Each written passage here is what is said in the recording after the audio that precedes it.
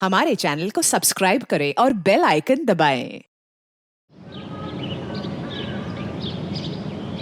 कमलेश जी, हमें तो लगा था इस बार आप एएसआई बन ही जाएंगे, लेकिन प्रमोशन मिल गया किसी और। अरे भाई, जब हम पुलिस में भर्ती हुए थे ना, तभी हमको पता चल गया था ये पुलिस की नौकरी मतलब थैंकलेस काम है। हम ऐसा नहीं सोचते हैं। ये एसआई बनने में जो है रिपोर्ट लिखने का झंझट है। हमारे लिए फील्ड का काम अच्छा है। फील्ड में जाना, लोगों की मदद करना, और उसके बाद ना हम शांति से रिटायर होना चाहते हैं और अपनी बीवी के साथ चैन की जिंदगी काटना चाहते हैं। अरे भाभी जी, बहुत लंबी उम्र है आपकी। अभी कमलेश जी आप ही के बारे में बात कर रहे थे। अच्छा, ये लीजिए आपका टिफिन। इधर रख दो। हाँ, और अंदर रख दो। काहे के लिए परेशान होती हो रोज रोज? सुबह दे दिया करो ना हमको। सुबह सुबह हम जो टिफिन देते थे आपको, वो तो आप कभी खाते ही नहीं थे। कहते थे कि ठंडा खाया नहीं जाता, इसलिए गर्मा गर्म लेके आते हैं। तुमको भी रोज काम पे जाना होता है, इतना लंबा आती हो, थक जाती होगी। अरे चिंता मत करो, हम आपसे बहुत जवान हैं। मतलब हम बूढ़े हैं? नहीं, हमने कब कहा कि आप बूढ़े हो गए हो। आप तो हमारे गब्बर है। हम चलते हैं, तुरंत खा लीजिएगा। जी मैम। आप भी लीजिए। अबे मियाँ बीवी की बातें सुनना अच्छी बात नहीं होती। आओ खाना खाते हैं। कमलेश जी, आप वो किस्मत वाले जो आपको इतना प्यार करने वाली पत्नी मिली। बेटा ट्रिक होती है, बीवी के लिए कभी कभी गिफ्ट लाया करो और बाहर ले जाया करो घुमाने के लिए। क्या मजाक मस्ती चलिए, चलने की तैयारी करो। कहाँ चलना है मनीष? मनीष सर, भूल गया? प्रमोशन हो गया है मेरा। जी सर। देख क्या रहे हो, मर्डर केस है। चलो आ रहा है, चलो चलो चलो।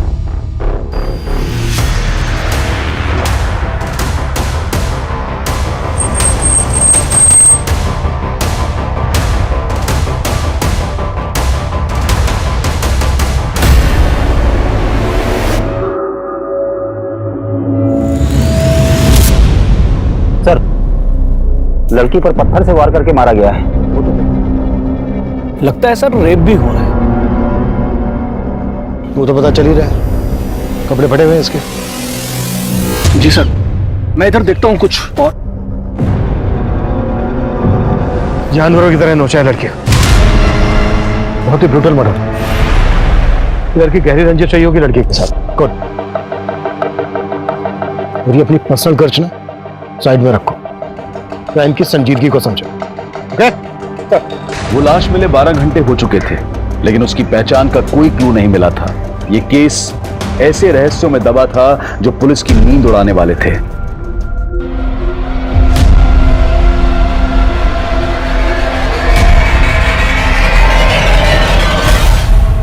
इसकी लेफ्ट हैंड की ये चारों उंगलियां फ्रैक्चर्ड और वैसे ही बाइट मार्क्स उसके चेस्ट पर भी हैं। शरीर को बुरी तरह से नोचा खरोचा गया है।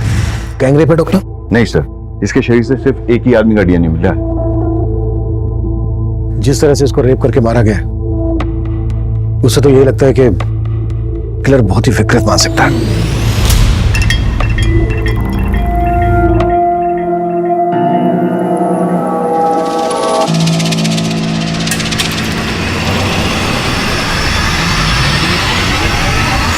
कौन है? डर गई क्या? हाँ, तुम पी के आए हो? अरे मैंने तो सोचा था तुम ड्यूटी पर हो गया, आज से नाइट शिफ्ट थी ना तुम्हारी। मेरे पीछे आशी करने से बाज नहीं आते तुम। तो तुम यही चेक करने के लिए आज रात ऑफिस ही नहीं गई? हाँ, मुझे तुम्हारी तरह जासूसी करने का कोई शौक नहीं है। अरे विक्रांत, क्या बात है, बड़ी फुर्सत में बैठे हो, कोई काम नहीं है क्या? रितु चाची, आप तो हमारे काम की हालत जानती है। प्रॉपर्टी में इतनी मंदी चल रही है कि सेल्स परचेस कुछ हो ही नहीं रही। अगर ऐसे ही चलता रहा ना तो दुकान का किराया निकालना मुश्किल हो जाएगा।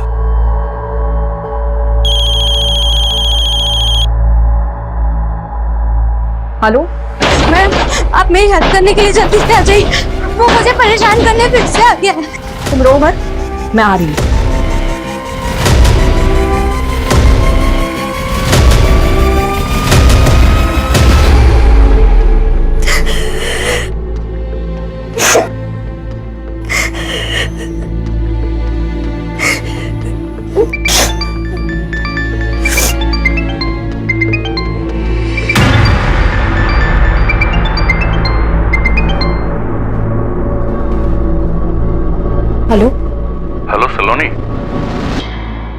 बोल क्यों नहीं रही हो?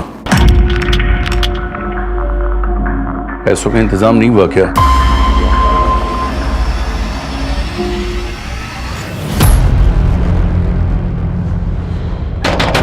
दरवाजे खोलो! दरवाजे खोलो! विजेता हम हैं ऋतुजा खोलो। बेटा ए, नाटक मत कर, समझी ना? अब भी तुम्हें एक घर को छोड़कर जाना पड़ेगा। अरे ऐसा कैसे घर छोड़ना पड़ेगा? ये सारी गलती आपकी है। हमारी? जी। अरे ब्रोकरेज के लालच में आकर आप ऐसी किराया दर दी हमको जिसका रेप हो चुका था। इस लड़की का रेप हुआ है तो इसमें इस बेचारी का क्या दोष? एक बात कान खुलकर सुन लीजिए, एग्रीमेंट के लॉक इन टाइम तक आपने इसको जरा भी परेशान किया ना, अंदर करवा दूंगी। सर मैंने केस सेक्स ऑफेंडर्स को राउंड अप किया है, सबका रिमांड चालू है, लेकिन किसी ने मुंह नहीं खोला है। तो हाथ में हाथ रख के बैठ जाओ। नहीं सर, मैं सर्चिंग चालू है। सर मैंने कमलेश को सुपरवाइज करने के लिए कहा, लेकिन उसने कोई अपडेट ही नहीं दिया।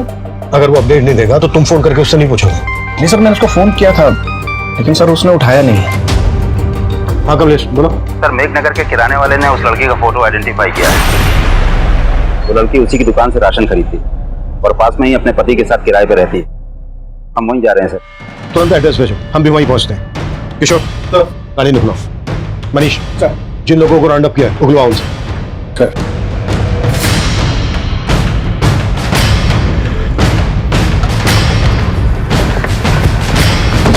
सर सर लड़की का नाम आरती है, अपने पति के साथ किराए पर रहती थी यहीं पर। मकान मालिक बगल में ही रहते हैं। ये सर हरिचरण, आरती के मकान मालिक। ताला खोलो। सर चाबी नहीं है, चाबी मेरे दूसरे घर पे रखी है सर। मैंने लड़के को भेजा है, वो चाबी लेके आता ही होगा। इस लड़की आरती का हस्बैंड कहाँ है? सर अभी तो कुछ पता नहीं, कई दिनों से यहाँ ताला लगा हुआ था। सर साहब आए थे तो मैंने विनोद को फोन भी किया था, लेकिन उसका फोन तो बंद आ रहा है। विनोद ये आरती के हस्बैंड का नाम है? हाँ जी सर। कब से रहते थे ये दोनों यहाँ किराए पर? ये तकरीबन 7 महीने हो गए। ये है हमारा सिटिंग एरिया और ये है हमारा घर। पसंद आया तुम्हें?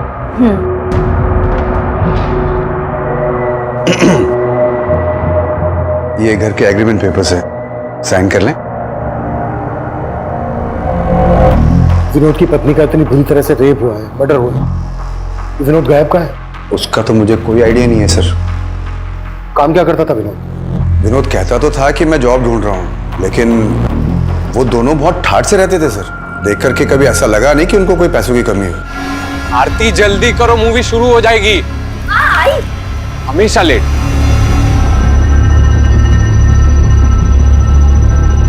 हमेशा कैब से आना जाना, कोई ना कोई फूड डिलीवरी वाला हमेशा गेट पे खड़ा दिखता था। लेकिन सर चौथे पांचवें महीने फिर उन्होंने मेरा किराया नहीं दिया, तो मैंने साफ साफ बोल दिया मेरा मकान खाली कर दो भाई। तो आरती ने एक साथ 6 महीने का किराया मुझे दे दिया। पूरे 6 महीने के? जी। ये चोट कैसी लगी आपको? विनोद से कोई झगड़ा हुआ था क्या? नहीं वो सर मुझे पूरा यकीन है वो कुछ छुपा रही थी। क्या छुपा रही होगी? Any idea? सर अब आइडिया तो नहीं है, लेकिन उनके रिश्ते अब पहले जैसे नहीं रहे थे। रोज घर से मारपीट की आवाजें आती रहती थी। मुझे पूरा यकीन है कि विनोद आरती पे हाथ उठाने लग गया था। ये कहाँ के रहने वाले थे दोनों? सर वो एग्रीमेंट जो है मेरे पास, उसमें पूरा डिटेल एड्रेस मिल जाएगा सर उनका। एग्रीमेंट से सारी डिटेल्स ले लो, एड्रेस, दोनों के फोन नंबर। सर चाबी।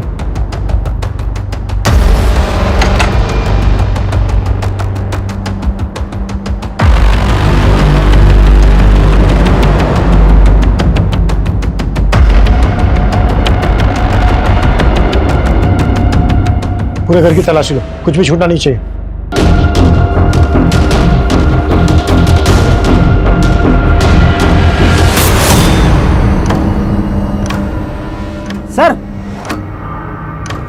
सर कहीं ऐसा तो नहीं कि आरती के पति ने उसका यहाँ पर मर्डर किया हो और फिर लाश जंगल में ले जाके डंप कर दी? लेकिन लड़की के साथ इतना ब्रूटल रेप हुआ, वो यही हुआ होगा। किशोर ये ब्लड सैंपल फॉरेंसिक को भिजवा, पता करो कि ये ब्लड आरती का ही है। सर ये एग्रीमेंट आरती के पति विनोद की नेटिव एड्रेस का। हो सकता है विनोद यहीं जाकर छुपा हो, चल के पता करते हैं।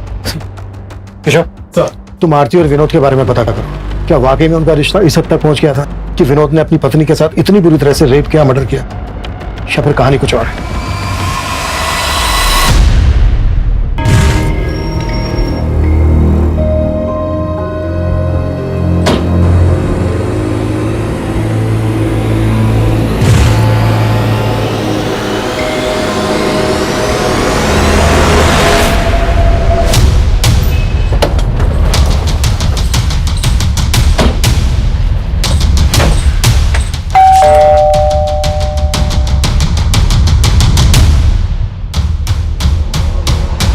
विनोद कहाँ है?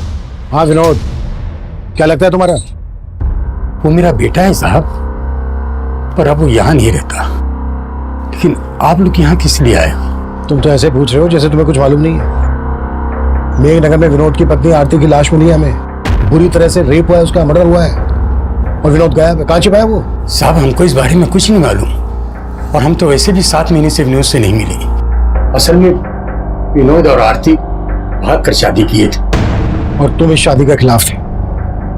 कहीं ऐसा तो नहीं है किसी बात का बदला लिया आरती से? नहीं साहब, मैं बता चुका हूँ आपको कि हम नहीं जानते कि आरती और विनोद कहाँ रहते थे। आरती के घर वाले कहाँ रहते हैं? क्या हमारी बेटी के साथ? किसने किया ये सब हमारी बेटी के साथ? उस विनोद के अलावा कौन होगा पापा? शक तो हमें भी विनोद पर ही है। आप लोगों को सच में नहीं मालूम था कि वो दोनों कहाँ रह रहे थे? क्या फिर आप लोग हमसे कुछ छुपा रहे हैं? हम आपसे क्या छुपाएंगे साहब? हम तो खुद पिछले 7 महीनों से बेटे का शक्ल देखने को तरस गए थे। उसने आरती को इतना बरगलाया था कि हमारी बेटी यहाँ से अपनी माँ के सारे गहने, रुपए, पैसे लेके उसके साथ भाग गई थी साहब। अब जब हमारी बेटी से उसका मन भर गया होगा तो उसने उसका ये हाल किया। हमें उस पर पहले से शक था साहब, वो सही आदमी नहीं था, लेकिन आरती नहीं मानी। वो हम सबको छोड़ के चली गई सर। सर, आरती और विनोद, हम दोनों के घर वालों का भरोसा नहीं कर सकते। ऑनर किलिंग का भी एंगल हो सकता है। जितनी बुरी तरह से आरती का रेप हुआ है, उससे लगता नहीं है कि आरती के घर वालों का हाथ होगा। हो सकता है विनोद के घर वाले इसमें इन्वॉल्व हो। फिर भी दोनों फैमिलीज की एक्टिविटीज पर नजर रखो, और विनोद के घर वालों के फोन नंबर सर्विलेंस पर डाल दो। शायद विनोद अपने घर वालों से कांटेक्ट करने की कोशिश करें। Yes sir.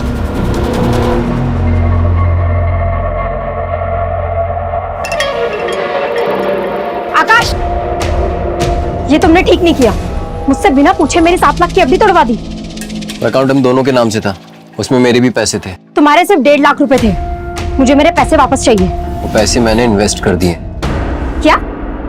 मुझसे बिना पूछे मेरे पैसे इन्वेस्ट कर दिए? तो तुम मुझसे सब कुछ पूछकर करती हो क्या? मुझे तुमसे बहस करने की जरूरत नहीं है। मुझे मेरे पैसे वापस चाहिए तुरंत। मैंने बोला ना तुमसे, वो पैसे मैंने इन्वेस्ट कर दिए हैं। कहाँ इन्वेस्ट कर दिए पैसे?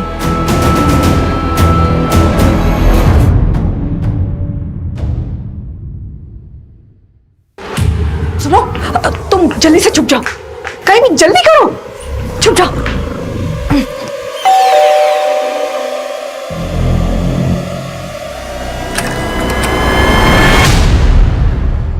ऋतुजा, मुझे दोबारा से जाना है, जल्दी से कुछ खाने को दे दो। अरे अभी तो आए और अभी जाने की बात कर रहे हो? अरे एक केस के सिलसिले में जाना है, मुश्किल केस है थोड़ा सा। अगर ध्यान नहीं दिया तो कोई बेगुनाह फंस सकता है।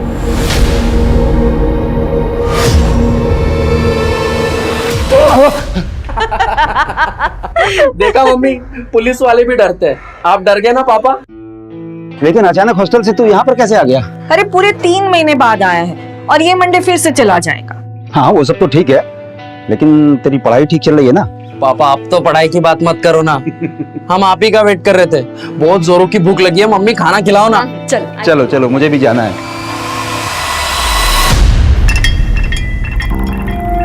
तो तुम मेरा पीछा कर रहे हो? सलोनी, तो मेरी बात सुनो सलोनी, मैंने कुछ ज्यादा ही गुस्से में बात करी। घर चलो आराम से, मैं तुमको एफडी के बारे में सब बता। तुमसे बात ही नहीं करनी है। अरे मेरी चलो।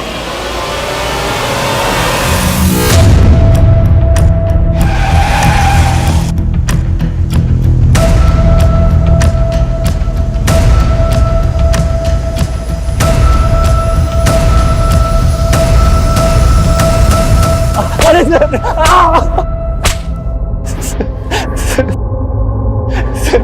सर मैं सच कह रहा हूँ, मैंने आरती के साथ कुछ नहीं किया। जहां आरती का मर्डर हुआ वहां तेरा फोन एक्टिव था। अब ये बोल, विनोद भी तेरे साथ मिला हुआ है? क्या तूने विनोद को गायब किया? सर मैं विनोद से मिला हुआ नहीं हूँ, और मैं भला विनोद को क्यों गायब करूंगा? लेकिन सर जब लास्ट टाइम मुझे विनोद मिला था तो वो आरती को लेकर बहुत परेशान था। विनोद, मैंने आरती को कल रात मेघनगर क्रॉसिंग पर ड्रॉप किया था। मैं खुद हैरान हूँ कि वो अब तक घर क्यों नहीं पहुंची। तो आरती है कहाँ? वो विनोद बहुत डरा हुआ था, सर उसके माथे पर चोट भी लगी थी। कैसे लगी थी चोट? ये तो उसने बताया नहीं, शायद कुछ छुपा रहा था। लेकिन सर लगता है कि आरती को लेकर कोई झगड़ा हुआ होगा। ये कहानी सुना के भटका रहा है हमें। सर मैं सच बता रहा हूँ, मैंने कुछ नहीं किया। विनोद और आरती इतने फोन क्यों करते थे तुझे? सर वो विनोद मेरे गैराज में जॉब करता था। माना विनोद तेरे गैराज में जॉब करता था इसलिए तुझे फोन करता था, पर उसकी पत्नी आरती क्यों फोन करती थी तुझे? सर वो भी जॉब ढूंढ रही थी और विनोद ने ही मुझे उससे मिलवाया था। सर ये मेरी वाइफ है आरती, ये भी जॉब करना चाहती है।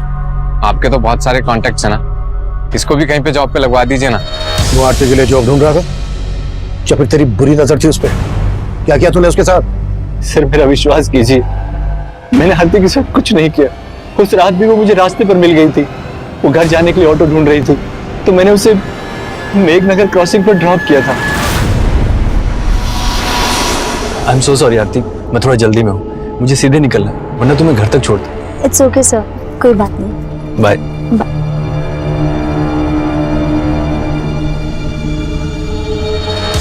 उसके बाद क्या हुआ मुझे कुछ नहीं पता सर। ये कहानी बनाना बंद कर, 5 मिनट के बाद सब हो गया। कटास साले।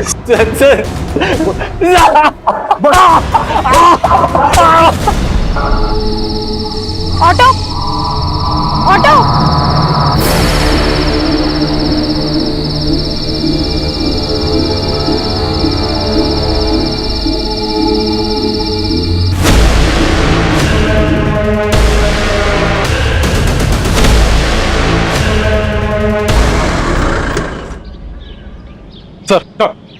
सर सिकंदर को बहुत तोड़ा लेकिन वो कुछ उगला नहीं। डीएनए लो और आरती की बॉडी से जो मेरे रजिस्टर डीएनए मिला मैच करो। सर विनोद पर क्या लीड है? सर उसके फादर का फोन सर्विलेंस पे, लेकिन कुछ भी सस्पिशियस नहीं मिला। हो सकता है विनोद कहाँ गायब है ये सिकंदर जानता हो। एक काम करो, सिकंदर को जाने दो और नजर रखो उस पर। सर मनीष, सर सिकंदर बोल रहा था कि जब विनोद उसके पास आरती को पूछने आया था तो विनोद के सर पे चोट लगी। आरती के घर से जो हमें ब्लड मिला है चेक किया, आरती का ही है। सर वो कमलेश देख। सर मैं देख। बेटर। सर ब्लड की फॉरेंसिक रिपोर्ट आ गई है।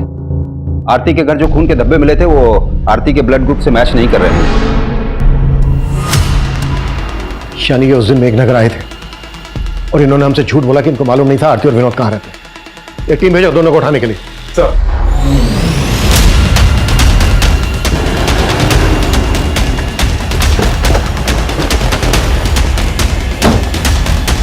पीछे हो जाओ। अरे सर इस लड़की की तो मिसिंग कंप्लेंट है। आकाश इसके पति ने इसकी कंप्लेंट लिखवाई थी और इसका नाम सलोनी है। ये देखिए। सलोनी की लाश को देखते ही पुलिस को लगा था कि शायद सलोनी की हत्या आरती की हत्या की मोडस ऑपरेंडी इस्तेमाल करके की गई है। सलोनी का पति आकाश भी शक के घेरे में था और पुलिस सलोनी और आकाश से जुड़ी हर जानकारी जुटा रही थी। वहीं आरती के केस में आरती के पिता और भाई की भूमिका भी संदिग्ध नजर आ रही थी। तुम दोनों ने बोला था कि तुम दोनों को पता नहीं था कि विनोद और आरती कहां रहते थे। 7 सितंबर को तुम दोनों मेघनगर में थे जहां आरती रहती थी।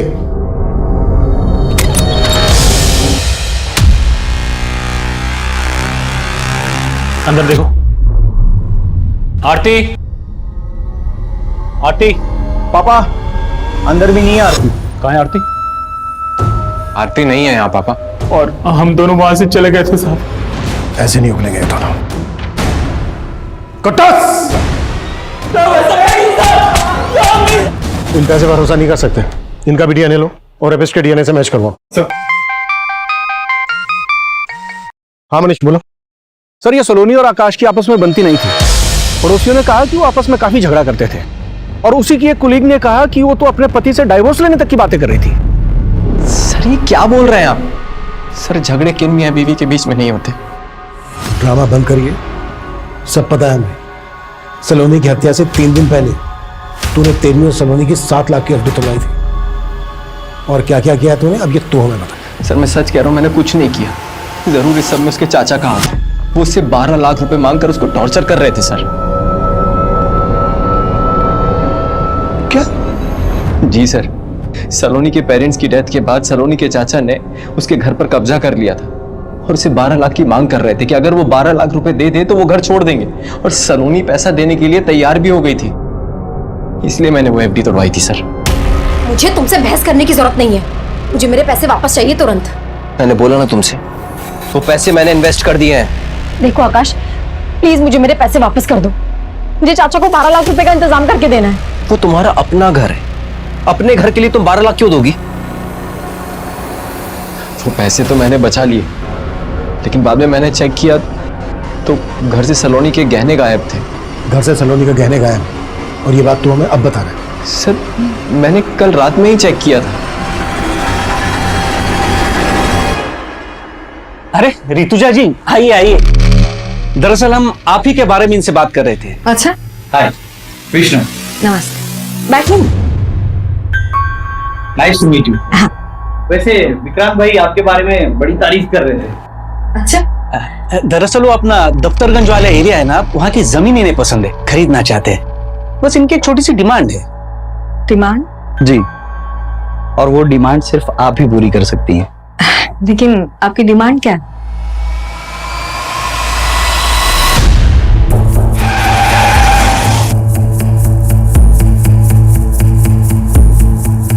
सर ये सलोनी का पति ना बकवास बातें कर रहा है। लेकिन ये घर तो सलोनी के पिता के नाम पे था ना, तो उनके मरने के बाद लीगली ये घर सलोनी का होगा। आप यहाँ क्या कर रहे हैं?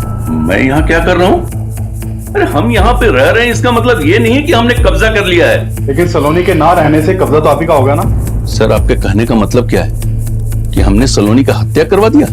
ऐसा हो भी सकता है।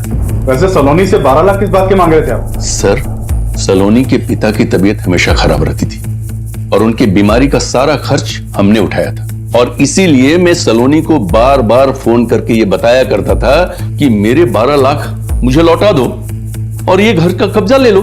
और वो तैयार भी थी मुझे पैसे देने के लिए। लेकिन उसका पति ना, मैं जानता हूं, वही उलूल जुलूल की बातें आप लोगों के कान में फूंक रहा है। उसका हिसाब हम कर लेंगे। आपको हमारे साथ चलना होगा, आपका भी डीएनए होना है।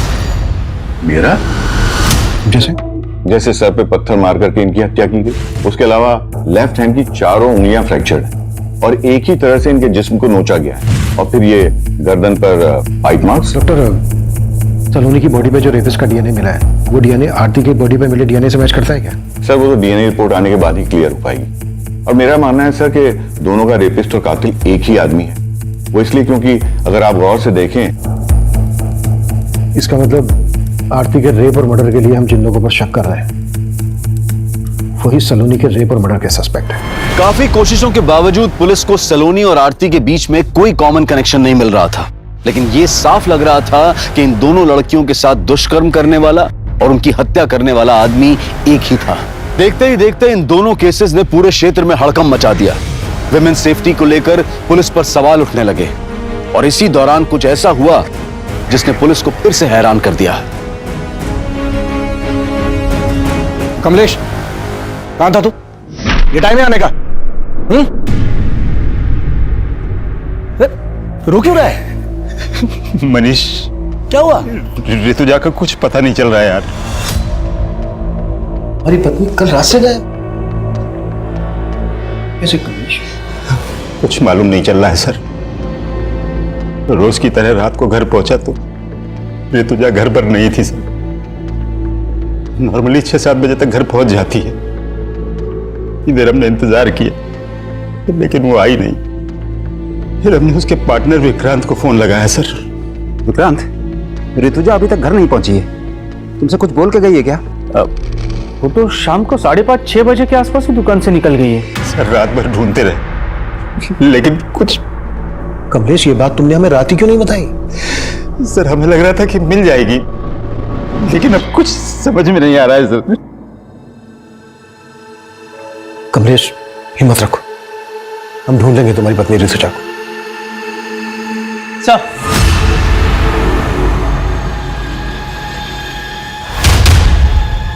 हामिद बोलो। हाँ सर, वो आरती के पति विनोद का फोन कानपुर में ऑन हुआ था।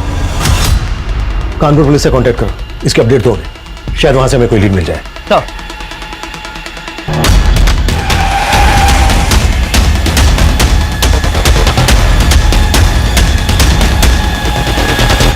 ऋतुजा जी को लेकर मैं खुद परेशान हूं सर। मुझे समझ में नहीं आ रहा कि वो कल रात घर क्यों नहीं गई। कल ऋतुजा जी कितने बजे निकली थी यहाँ से? करीब 5:30 बजे।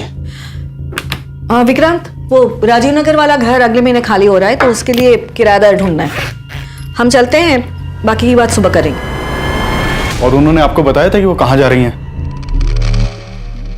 नहीं सर, बताया तो नहीं था, लेकिन मुझे तो लगा कि वो घर ही गई होंगी। आपको किसी पे शक है? शक तो नहीं है सर, लेकिन हाँ, एक बात थी जो मैं कमलेश जी को फोन पे बताना भूल गया।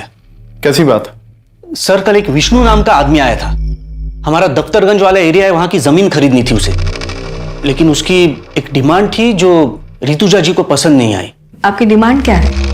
एक्चुअली ऋतुजा जी, वो जो जमीन है उसके एकदम पास एक छोटी सी जमीन का टुकड़ा है जहां पे कुछ झुग्गी झोपड़ियां भी है। मैं चाहता हूं कि वो जमीन का टुकड़ा हमें मिले। वो जमीन उन आदिवासियों की है, आपको कैसे मिल सकती है? तो उनको कुछ पैसे दे देंगे ना, इसमें कौन सी बड़ी बात है। देखिए, हमें वो जमीन का टुकड़ा चाहिए और हम जानते हैं कि वो काम सिर्फ आप करवा सकती हैं। वैसे भी आपके पति तो। उठ जाइए, उठ जाइए और निकलिए यहां से।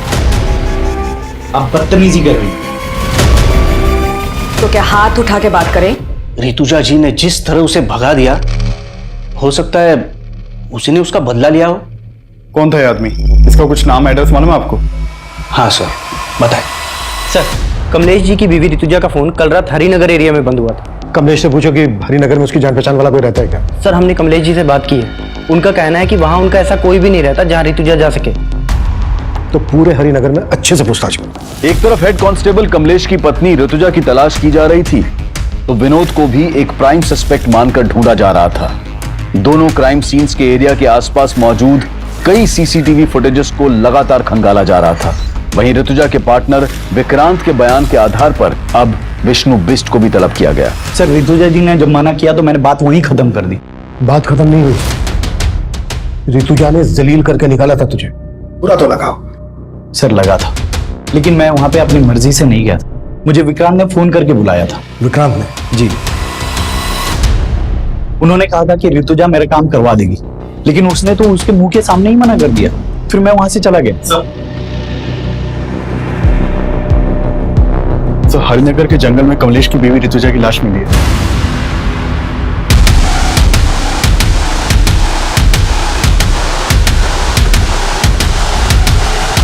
पीछे पीछे पीछे हो जाइए, पीछे हो जाइए।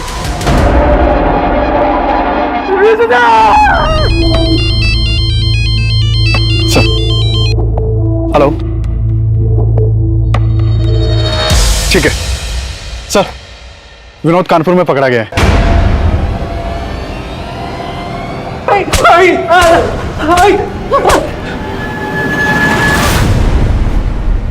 सर, मैं आरती से बहुत प्यार करता था, मैंने कुछ नहीं किया है। फिर भागा क्यों था? सर, मैं डर गया था। उस दिन जब आरती के घर वाले आए तो उन्होंने मुझे बहुत मारा। तब तो मैं वहां से चले गए थे, लेकिन उस रात आरती घर पर नहीं आई। और फिर आरती की हत्या की खबर पढ़ के मैं बहुत डर गया था सर। डर गया था? अगर डर गया था तूने कुछ नहीं किया तो डरने की क्या जरूरत है? सर, मुझसे गलती हो, पैसों की तंगी में मैंने आरती की लाइफ बर्बाद कर दी। पैसे की तंगी? तो कहना क्या चाहता है? सर, मैं चाहता था कि आरती की जॉब लग जाए, लेकिन सिक्का ने मुझसे कहा कि अगर मैं आरती को उसके साथ। वो तुम्हें समझ में आ रहा है? तुम क्या बोल रहे हो? आरती, समझने की कोशिश करो। 3 महीने से किराया नहीं दिया है, कुछ नहीं बचा है हमारे पास। और आरती, अगर तुम नहीं मानी ना तो मकान मालिक हमें घर से बाहर निकाल देगा।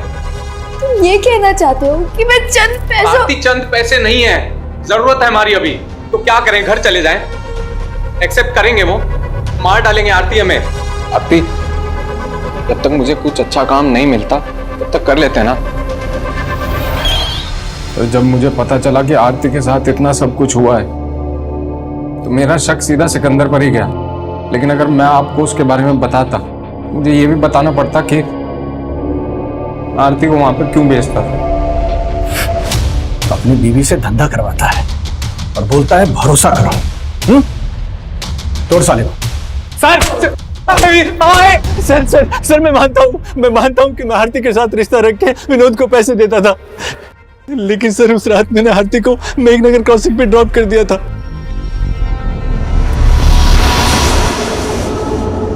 उसके बाद आरती के साथ क्या हुआ मुझे सच में कुछ नहीं मालूम सर।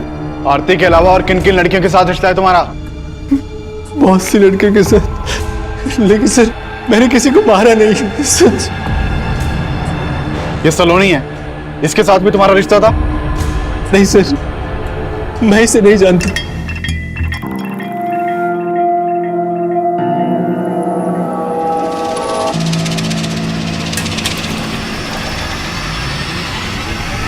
सर मैंने दोनों क्राइम सीन के आसपास की सीसीटीवी फुटेज चेक की, उसमें एक कॉमन आदमी नजर आया है। कौन ये आदमी? सर खबरियों से पता लगवाया मैंने, ये है, नशे के लिए चोरी लूट करता है, हमने इसे उठवा लिया है। सर मैंने किसी को नहीं मारा सर। सर मामूली सा चोर हूं सर, रेप नहीं किया सर मैंने। सर मैंने कुछ नहीं किया सर। कुत्ता। सर नहीं। सर वो चर्सी भी कुछ नहीं उगल रहा है। उसका वीडियो ले लो और ऋतुजा के मर्डर के दौरान कमलेश की एक एक एक्टिविटीज चेक करो। सर किशोर, तीनों विक्टिम्स का कातिल अभी तक पकड़ा नहीं गया है। वो जल्द से जल्द हमारी गिरफ्त में होना चाहिए, इससे पहले कि वो किसी और को अपना शिकार बनाए।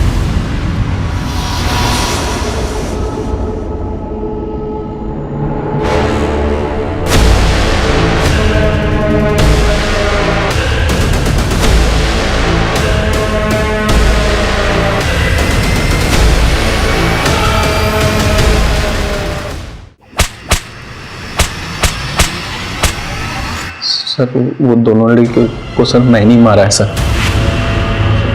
सर नशा करने के बाद मुझे पता नहीं चलता है सर मैं क्या कर रहा हूँ क्या नहीं कर रहा। कुत्ता साले। नहीं सर, सर आप कहना क्या चाहते हैं? हमने वो मर्डर? हाँ यही कह रहा हूं मैं, वो मर्डर तुम्ही ने किया। सर ऋतुजा हमारी बीवी थी, आप जैसा सोच रहे हैं वो गलत है। पिछले 25 सालों से पुलिस की नौकरी कर रहे हैं, आज तक वर्दी पर दाग नहीं आने दिया है। कमलेश ये किताबी बातें बंद करो। तो आप भी फैक्ट रखिए ना सर, हमें फंसाने की साजिश हो रही है सर। कैसे साजिश? जो भी कहना चाह रहे हो खुल के बोलो। हम कुछ नहीं कहना चाहते सर, अगर आपको लगता है कि हम कातिल हैं तो प्रूव करके दिखाइए।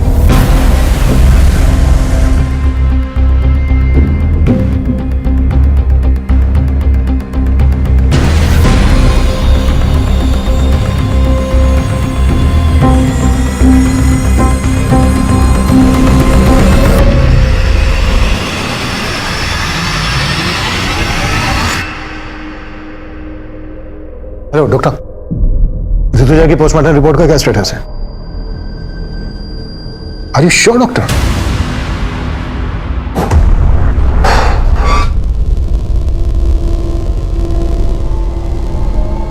सर क्या है ये सब?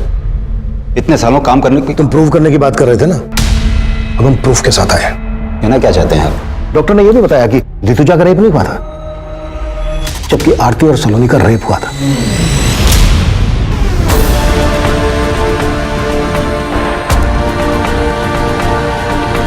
आरती और सलोनी के केस का एमओ ऋतुजा के मर्डर करने के लिए इस्तेमाल किया गया। अब सवाल यह बनता है